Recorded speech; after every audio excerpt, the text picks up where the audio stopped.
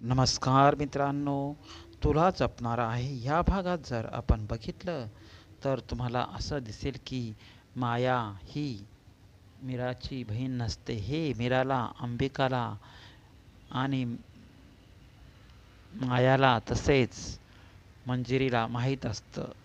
आणि आता हा सगळा खेळ प्रकार काय होणार आहे, म्हणजेच मीरा कशा प्रकारे तिची मजा घेत आहे. मीरासोबत अंबिकासुद्धा तिला कशा प्रकारे मजा घेते बघा. ती जेव्हा येते देवदर्शनासाठी तेव्हा ती चुटकी वाजून तिला पाडत असते. त्यानंतर जेवणामध्ये जेव्हा ती जेवत असते त्यावेळेस त्या ठिकाणी तिला श्रीखंड खाताना सुरुवातीला गोड लागतं, परंतु नंतर ते श्रीखंड कडू लागतं. कारण की ती त्यामध्ये चुटकी वाजवून जादू करून कडू लिंबाचा पाला टाकल्यासारखं कडू श्रीखंड तयार करते. तर हे सर्व मंजिरीला माहीत असतं. आता मंजिरी काय करते की मर्जरीच्या साथीने ती नवीन गेम खेळते. मर्जरी सांगते की तू प्रथम शिवरामला मार, त्यानंतर आपण हिला किडनॅप करूया. कोणाला तर अंबिकाला. म्हणजेच म्हणजेच काय, आत्मा आणि मनुष्य हे दोन्ही पुन्हा एकत्र येणार नाही. जर ते एकत्र आले तर त्यांची शक्ती ही मोठी होते, म्हणून त्या दोघांना कधी एकत्र येऊ द्यायचे नाही.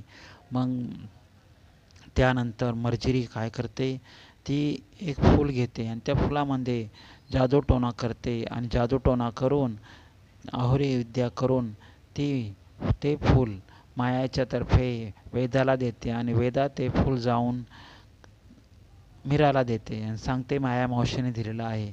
तेव्हा ती सांगते की मला नको आहे फूल, परंतु माया मावशीने दिलं आहे घे ना म्हणते.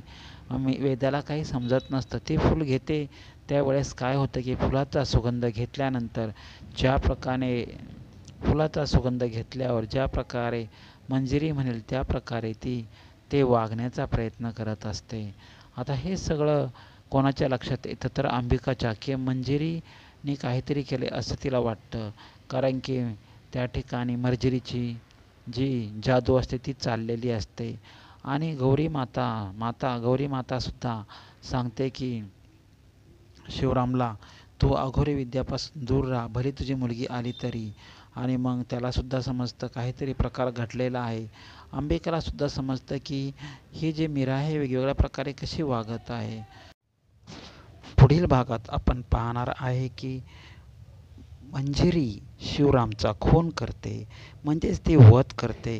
तेव्हा शिवराम तिला शाप देतो, ज्याप्रमाणे तू छळ कपट करून माझ्या मुलीला मारलं, माझ्या बायकोला मारलंस आणि मलासुद्धा मारलं, ही जी तू अघोरी विद्या प्राप्त केली आहे हे तुला कधीही तुझ्या नशिबी प्राप्त होणार नाही. आणि तू मंजिरी, तुम्ही दोघेसुद्धा कधीही चिरतरुण होणार नाही, हे लक्षात ठेवा.